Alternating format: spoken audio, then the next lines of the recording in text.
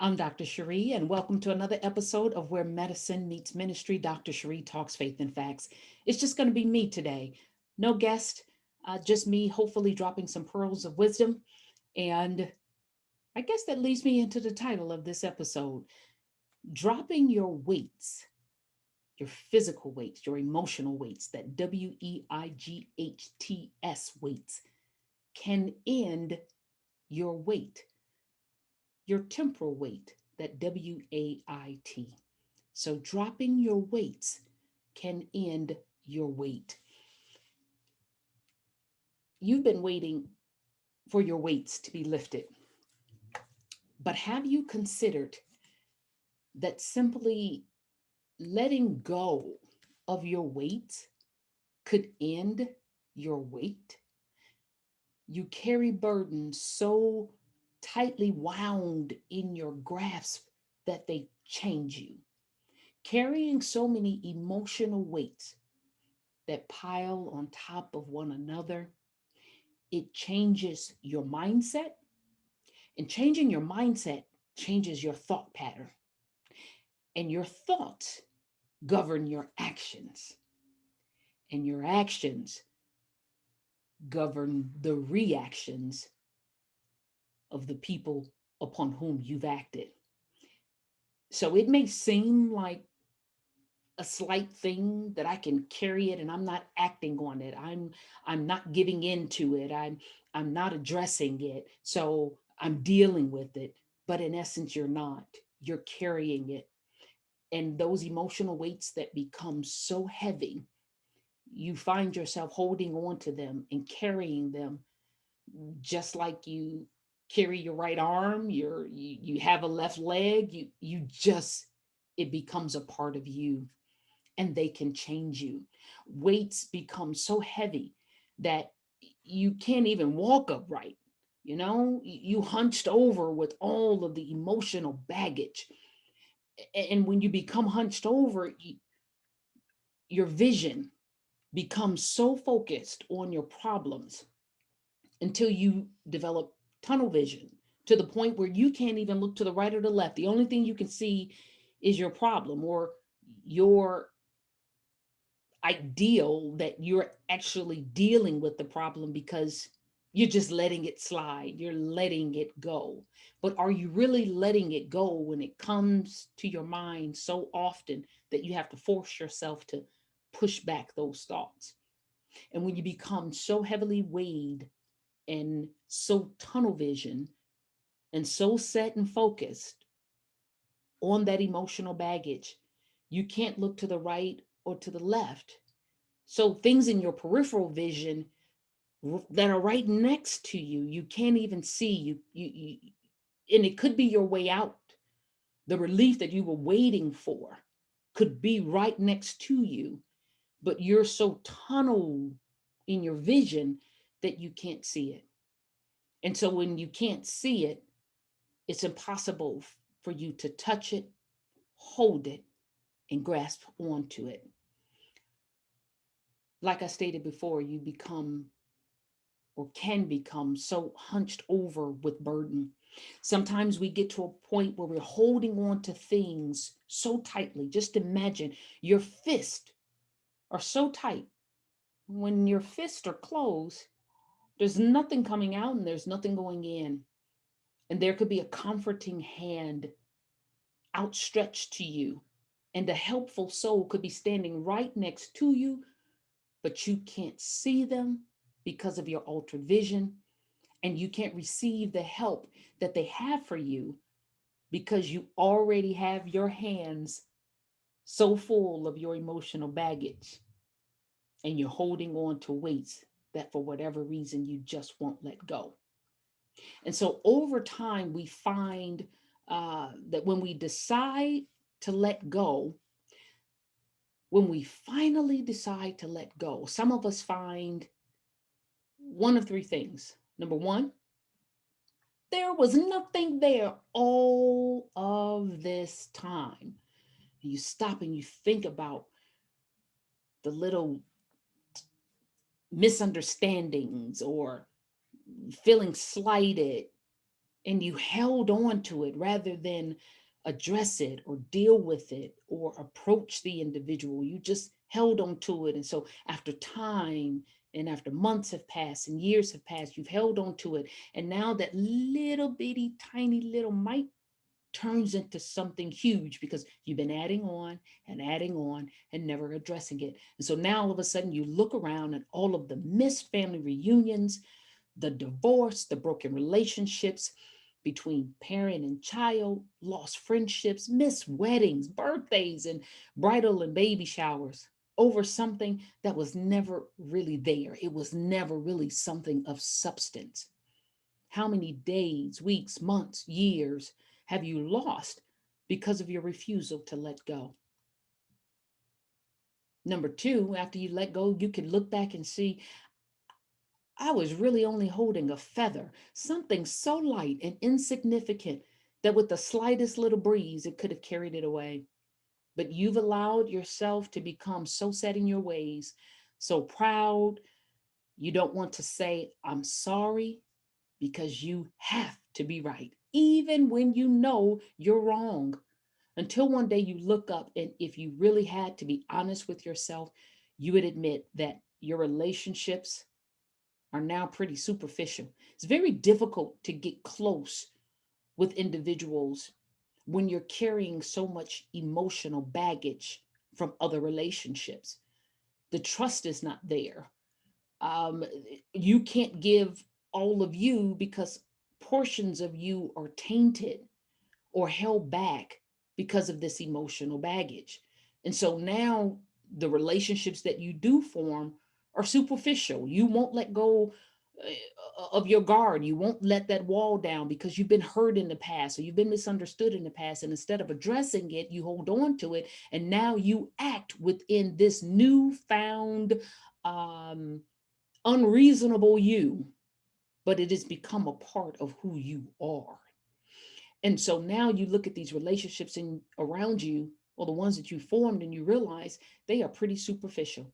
And when others try to go deeper with you, or even when you try to go deeper, you can't because you don't have the bandwidth to carry something deeper because your hands are already full with those weights you simply won't let go.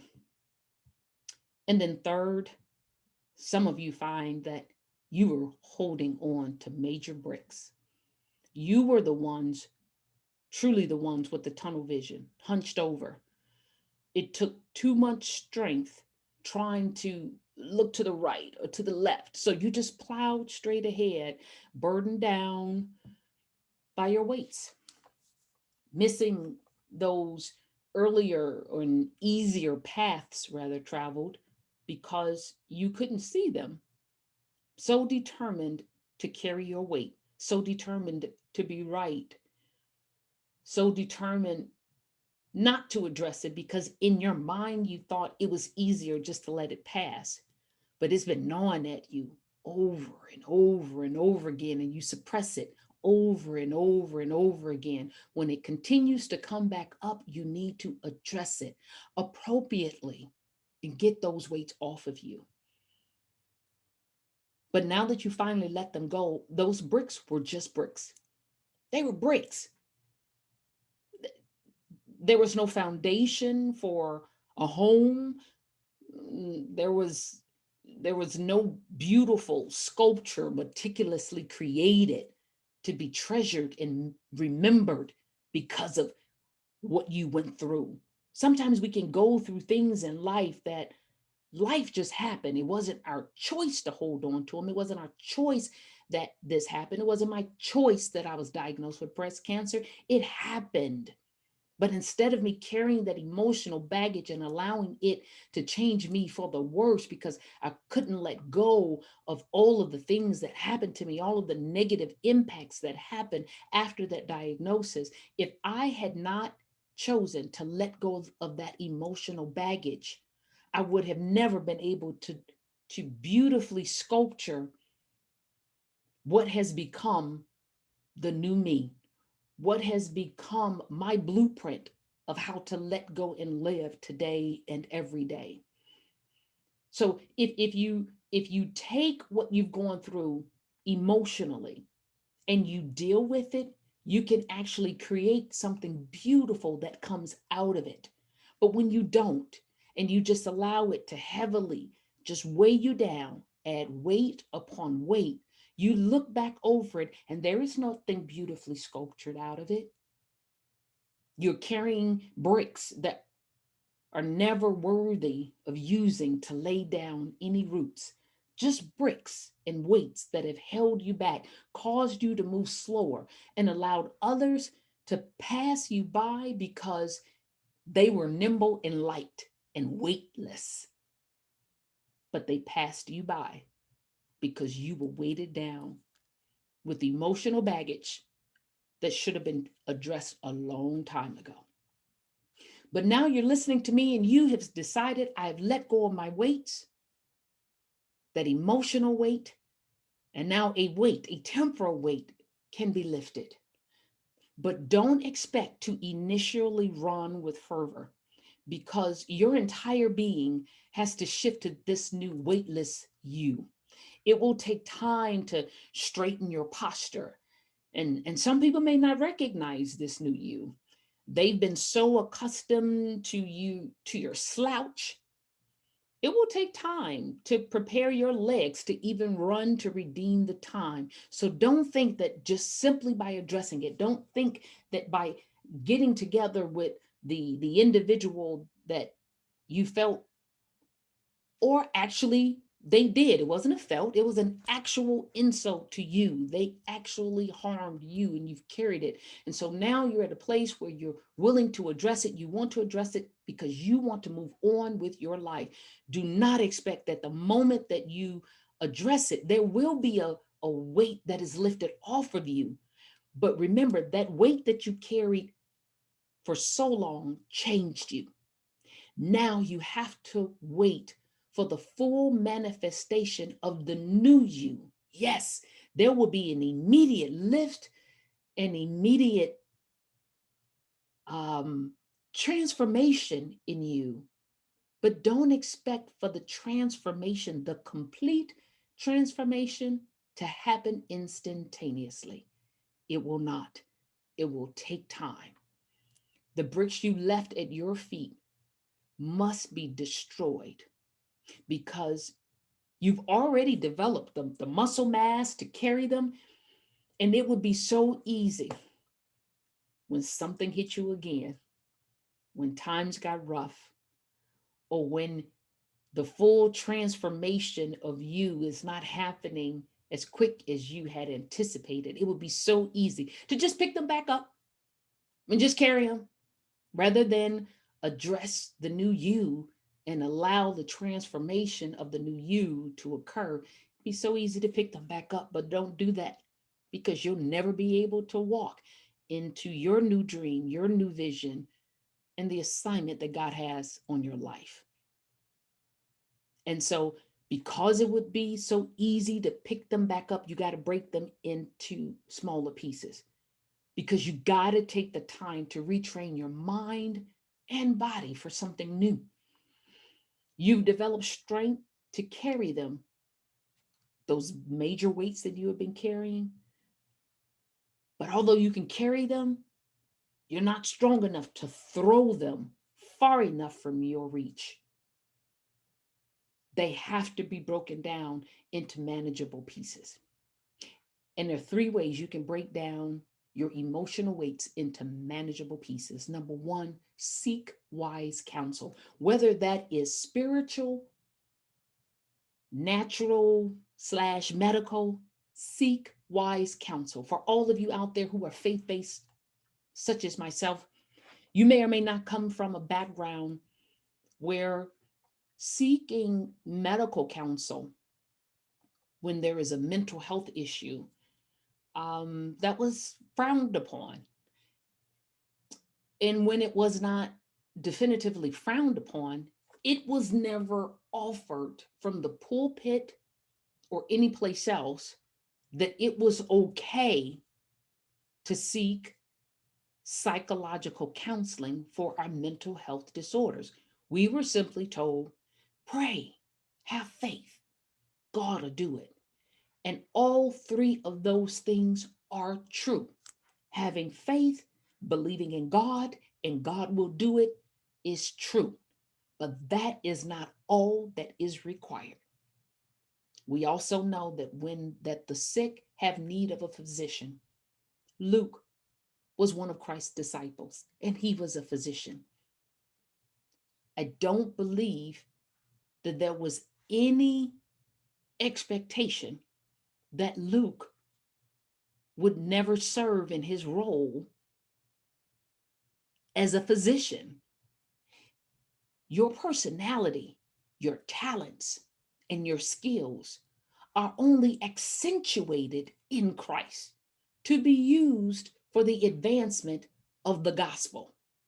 So, if physicians can be saved and used by God to perfect the ministry of health, then they have something to offer to the individuals who are struggling with their mental health status. So, seek wise counsel, whether it be spiritual or medical. Number two, doing what's right, even when it's difficult, even when you don't want to, and even when it is uncomfortable. Because some of us have been carrying emotional weights simply because addressing them requires work. It requires humility. It requires you being honest with yourself and your contribution to whatever that situation or issue is. And so sometimes it's easier just not to deal with it because it is work to address an issue and move forward, especially in relationships.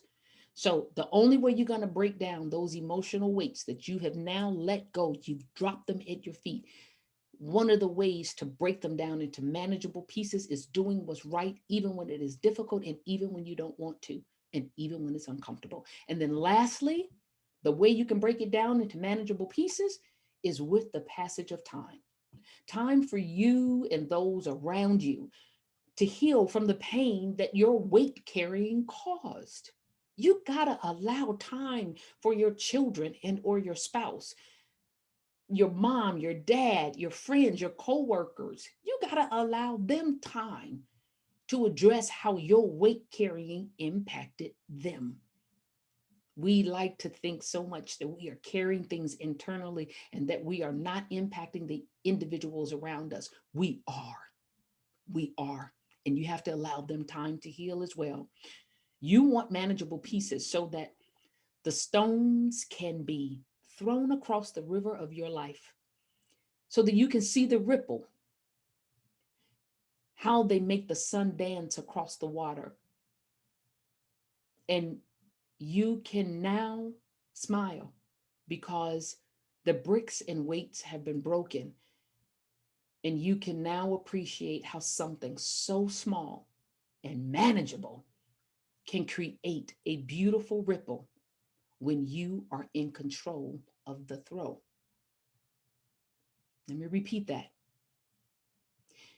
When you have broken your weights, those bricks, down into manageable pieces, manageable little small stones, you will then be able to smile because the bricks and weights have been broken, and you can appreciate how something so small and manageable can create a beautiful ripple when you are in control of the throw. Too many times people say, "This is just how I am." You can't run from your DNA. Take it or leave it. Maybe those individuals do better on their own. But if you're going to be in relationship with others, whether it be family, friends, community organizations, work, church, etc., you must operate in the understanding that although genetics may play a role in the physical manifestation of who you are, your free will and ability to choose is always present. And although the choice may be hard, the right choice can be made. Using those excuses can be defense mechanisms to deflect from your real issues. But at the end of the day, letting go of your weights starts with you owning your part. Once you've owned your part and let go of the emotional weights, your temporal wait for change ends because change started with you. Let me repeat that. Once you've owned your part and let go of the emotional weights that have weighed you down, your temporal wait for change ends because change started with you. Dropping your weights can end your weight. Be encouraged. And I hope that this episode has touched someone and has caused you to rethink whether or not the arguments, the misunderstandings, the confusion, if it's worth carrying and holding on to, or would it be best to address those issues, let go of those weights, and move forward in victory? Until next time, thank you for joining us.